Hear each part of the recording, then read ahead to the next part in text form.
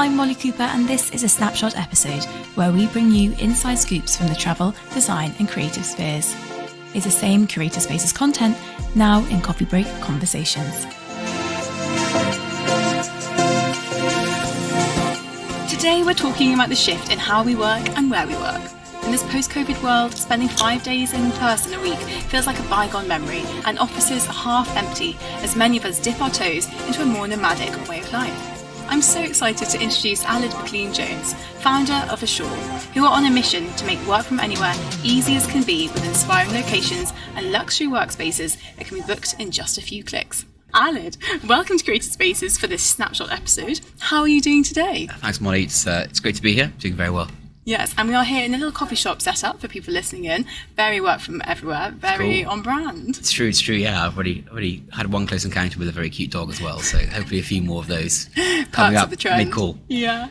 Well, let's kick things off. Now, for anyone who has been living under a rock recently, could you introduce the whole work from anywhere thing, and why is everyone talking about it? Yeah, sure. I mean, it's quite an old concept, so the idea of being able to sort of work away from the office is one that people have done, obviously for centuries, but also, even over the past couple of decades, it was quite common. We call it sort of telecommuting or something like that. But obviously, as a result of the pandemic, a lot more people had to very, very quickly adjust to working not from an office, but to start with from home. And I think once that genie then is out of the sort of bottle, people then ask the question, well, if it isn't in the office, does it really have to be at home? Can it be anywhere else as well? And so what we've sort of seen as a trend is people being able to sort of take the opportunity to sort of shape their work around their lives a little bit more, and sort of be a bit more flexible in the locations that they work from, as well as, I suppose, live from as well. Yeah, and I think it's such an interesting piece. For so long you think, okay, work, I'm in the office, I'm there 9 till 5, and then that whole thing got just blown up overnight, and we all worked from home for 2 years. And then by that point, people didn't want to go back to the office 5 days a week, and actually they had their little setup, or they'd been lured away to, exotic destinations and were dialing in from the pool, and suddenly half an hour on the Northern Line every morning didn't really seem necessary. Yeah, totally. It's interesting. I mean, if you look at a lot of the trends that have come out of the pandemic, most of them have kind of returned back to normal. But, this is one that it just hasn't quite. If you look at, there's a very good economist at Stanford, a guy called Nick Bloom, who sort of, if you look at the number of days work from home, they've basically, gone up by fivefold since the beginning of the sort of pandemic. And it feels as well like they've sort of plateaued out now. Yeah. Because, there's, I think it's also the fact that we all kind of did it together. It's a weird thing where if you look over the last 30 years, the ability to work away from the office was increasing. But the fact there was this one very unusual enforced experiment where we all had to do it together has meant that, exactly as you say, we've sort of all, got used to it. Yeah, and I think it's so interesting what you say there, that COVID was this big spark, and it meant there was no one leading the charge, there was no one leading the way or setting the example. Everyone was just figuring it out for themselves, individuals, companies, like everyone was making up on the spot. And so now we're in this position where companies are doing different things, people are trying out different, almost like experiments to get people back into the office or to get a new way of working. I know you spoke about a few in an article that you wrote. Yeah, exactly. Yeah, I think an age of experimentation is a really good way to kind of frame it, in that, I think if you think about what happened directly afterwards, there was a little bit of a question about, well, surely when the pandemic's over, this is all going to go back to normal. We're all going to be back, 5 days a week, or some people being like, woohoo, the end of the office, let's blow up all commercial real estate, right? And we're all going to be living in the metaverse, right? And I think what we're seeing is it's like, firstly, that it's something in the middle, right? The debate is now around shades of hybrid, but then, as you say, like, once you kind of divorce where you are located from where you are, from kind of work, then you obviously end up with a lot more kind of wilder and more kind of unusual types of working, and that's, for me, what is going to be really exciting to see over the next couple of years. Yeah, and I love the take that you take, which is, what are you actually doing? Like, when you say work, that can mean a million different things. It can be deep work, getting through all those tasks. It can be collaboration. It can be discussions. And actually, the office, in this old idea of the office, doesn't really cater to all those things at once. Yeah, exactly. I think it's, once you take a step back and because if you think about the office, it was a very useful thing that's sort of followed on from the factory, where generally people were doing like a single kind of type of task, right? And also you had this problem, which is that you normally need people to work together. So obviously, in the 19th and 20th centuries, it was pretty difficult to get people to work together unless you had them in the same place, right?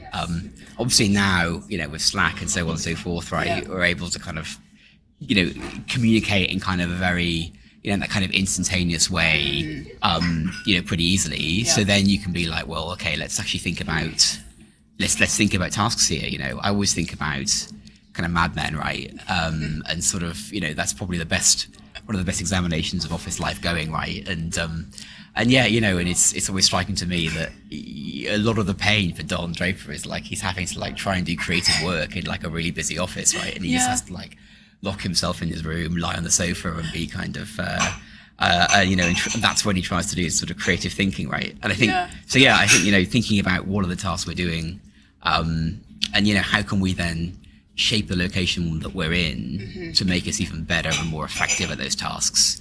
That feels to me where the most interesting and advanced companies are heading towards. Exactly. And I think this is kind of where Ashore comes in a little bit, is there's a good spot for every different type of work you're doing, but how can people easily and accessibly access those spots and fit them in around their own working lives and living lives? So tell us a little bit about that. Yeah, sure. Yeah, well, maybe I'll just go to sort of the story of it, story of Ashore for me, right? So before this, I was the lawyer, then I worked as a special advisor, living my sort of thick of it life for a bit.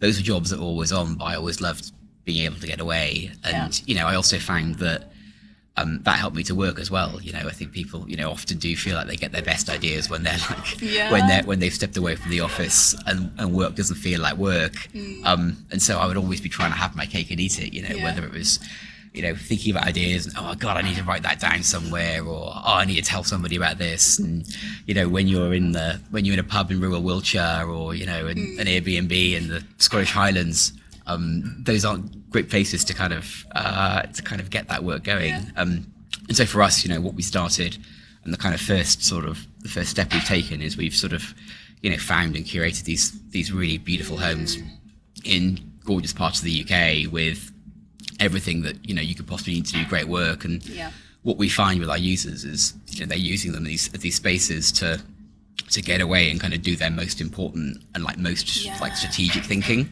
and they just feel like it's kind of it helps them unlock something. Absolutely. And they always say, you get in nature, go out, take a walk. Was it Steve Jobs always had his most difficult conversations, like walking around the car park at Apple? Yeah, exactly. Yeah, it was weird. I was reading like Arnold Schwarzenegger's latest book yesterday, and it just came totally out of the blue. And the first bit is just all about how he loves sort of exactly having conversations, being in nature. Just it's more almost like just a change of location is almost what you need. If you look at the science behind it, what you see is it's a great study about I think it's like a Dutch like production line that's disrupted, right? And half of the workers are disrupted, the other half aren't, basically. And the group that are disrupted are sort of like 58% more creative than the ones that aren't, right? It's just getting out of a usual routine just helps kickstart something. It's not like again, it's not like a new idea, right? It's what artists and writers and creators have been doing for centuries, right? You go away somewhere and you're to write something or to do something. And I think it's more that modern work for everybody is a lot more creative maybe than it has been in the past, right? Particularly with AI and automation, right? That's all that's going to be left, is that ability to be creative and strategic. So it makes sense that you can kind of take that model of the sort of the kind of artist retreat and kind of apply it to everybody. Exactly. I love that way of thinking, and how this whole idea, as AI comes on, companies can be more entrepreneurial, more creative, and those are the traits that will really matter in the modern world of work. And so have you found many companies coming to you and actively looking to change how their employees work and where they work, and how they can basically encourage this productivity and the creative? And totally. Yeah, I mean, the way things normally work for us is we'll have some person, as often is sort of the founders or something, who will kind of book a stay, and then they'll sort of be like, hang on here, I had my best week of the quarter, or hang on, I've unlocked this really important thing that was that was needed for me to us to really close our Series A, right? And then suddenly well, I kind of want everybody firing all cylinders, right? And so that's kind of how we normally do it. So yeah, and I think what we're, ultimately, if you're kind of company, there are normally only a few things that really move the needle in terms of like really big like strategic decisions, or kind of like products and so on and so forth that are going to be the ones driving your growth, right? And so it's hard enough, right? Like everybody knows it's hard enough to like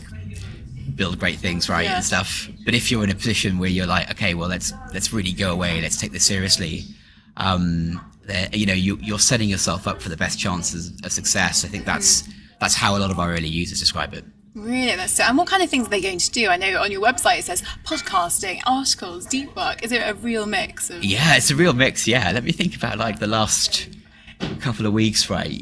We've had. We've got somebody at the moment who's kind of recording like a course.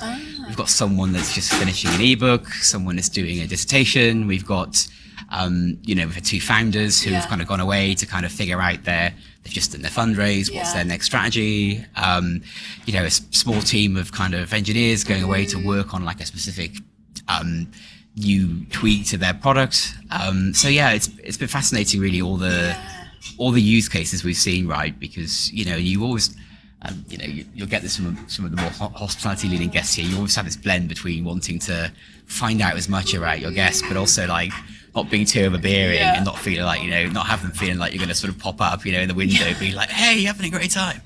But we've, our users continually surprise us by the stuff that they build in our homes. That's amazing, isn't it? And I guess on the flip side of things, you've got companies looking to change how their employees are working, and you've got companies like yourself, but also more traditional hotels that are trying to adapt to this. And there's this whole new shift in what hotels are positioning themselves as and what they offer guests. Yeah, totally. I mean, and if we sort of take a step back from it, and what we offer are these spaces for doing great work for small teams, individuals, founders, and so on and so forth. But there's lots of other, once you unbundle once you break the office apart.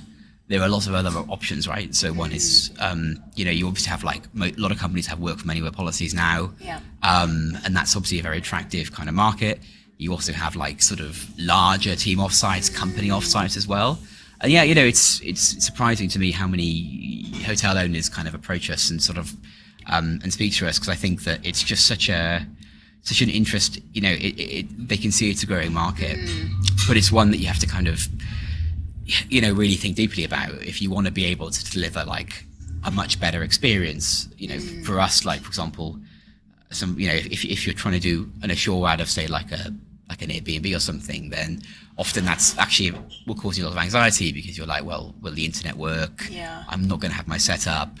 Is this all really going to is this going to stick the landing, or am I going to have to find somewhere else, or so on and so forth? And what we're doing is, by having the setup is turning it positive. Actually, it's a moment of escape, and a moment to really think and do your most creative work. Similarly with I think offsites and stuff, and hotels see that's a big opportunity. It's striking to me how many hotels have pivoted quite heavily towards it. A lot of student living hotels have now become like offsite specialists. So I think that there's so many. Work is such a rich and diverse area, and there's so many different use cases. People work in so different ways. But I think there's something for everybody across the board to be able to pick up. Definitely. And what do you think the next phase looks like for this trend? It's got no signs of slowing really, and do you think it's going to continue to grow and evolve, or what do you think is coming up? Yeah, I think it'll grow and evolve and get a little bit stranger, I think. Which is exciting, I think. What I kind of see is. It's number one, you have for companies, there's this flexible expectation, but you obviously want to be able to shape that in a way that is conducive, right? Nobody wants, their best sales performer to, go for a month somewhere with like 1 kilobit internet and, 500,000 quid worth of sales leads just drop. In the same way, you don't want people to go away for a work from anywhere thing and be like, come back with like, oh, I just felt so tired and I was so nervous about the internet and my back really hurts now. And so I think, what we'll see is, I'm probably actually pretty bullish on the office. I think it's good to have places, where people can kind of get together for casual involvement, and kind of just having those conversations. But then I think you'll just end up with a more specialized set of suites. I think a lot of that is because of the technology. It keeps getting better. Like when we started in COVID, it was it was all a found object. We just we just picked up the tools we had to hand, and it was normally like a kitchen table and a laptop and some sort of quite rubbish microphone that was shipped to you in the post, right? And if you look at the technology, it's getting better and better, and I think that's also going to be very exciting. Things like VR, it's improving kind of in terms of monitors, in terms of screens, in terms of setups. So I think that technology is just going to make it, we can work effectively from so many other places. And so, it's just going to get weirder, stranger, and I think more exciting. I love it. I'm here for it. The weird and wonderful world of work from anywhere. Now, I had a quick fire round to do with you. Yeah, great. These are all work from anywhere themed questions. Great. So, remote work, yay or nay? Yay. But what's one thing you miss about the old office days?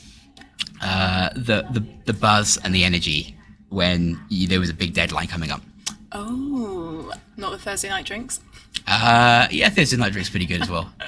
And name your go-to work from anywhere location. Oh, that's tricky. I'm actually very fond of the place where I grew up, which is basically the Welsh borders. So Hay and Wye, the Black Mountains.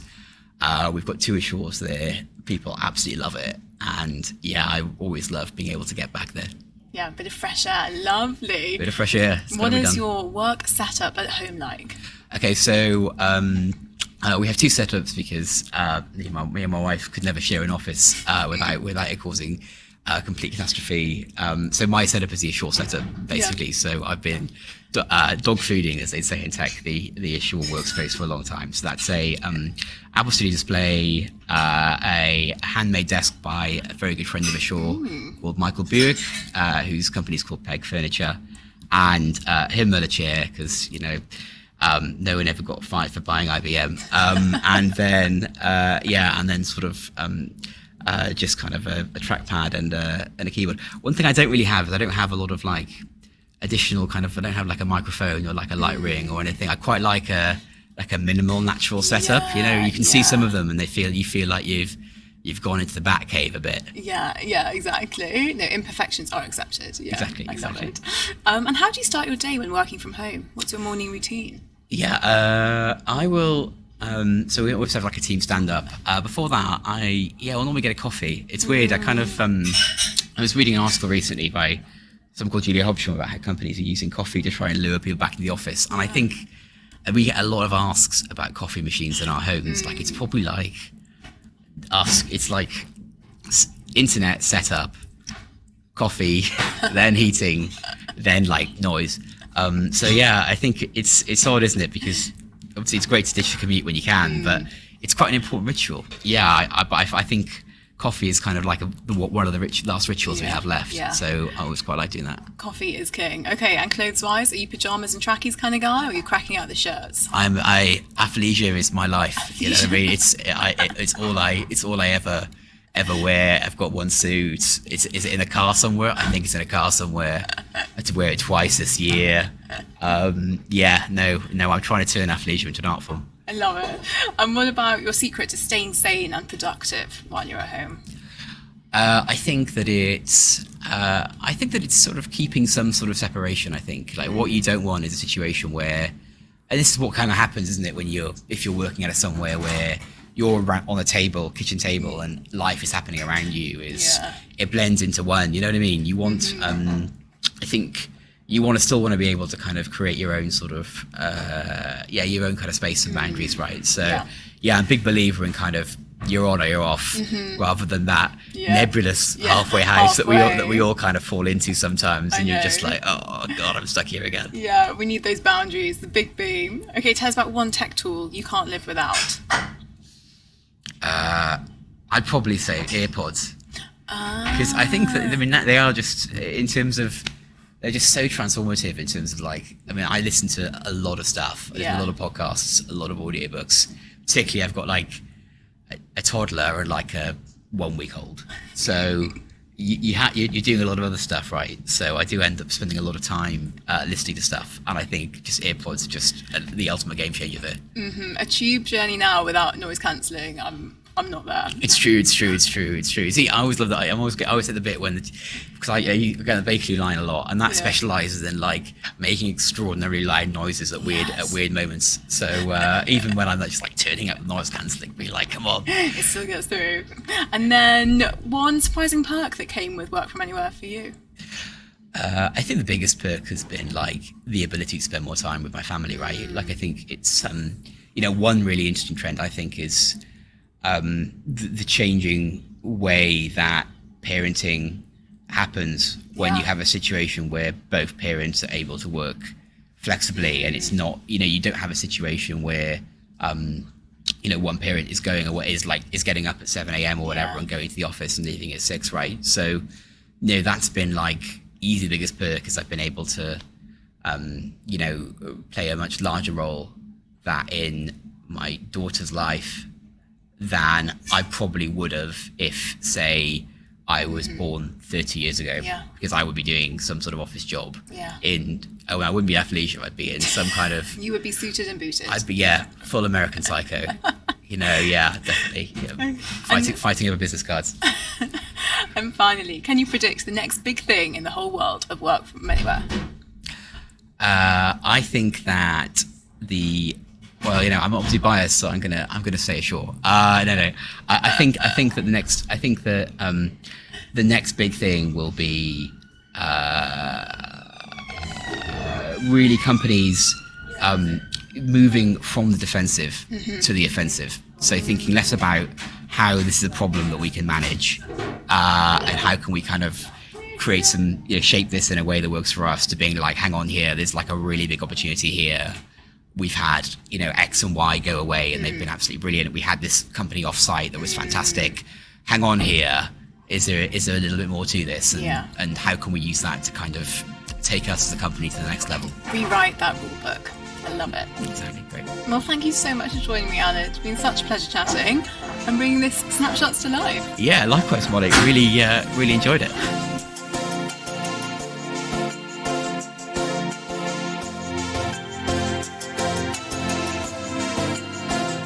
Thank you for listening to this Snapshot conversation. For more Curated Spaces content, head to our website, Instagram, or wherever you listen to your podcasts.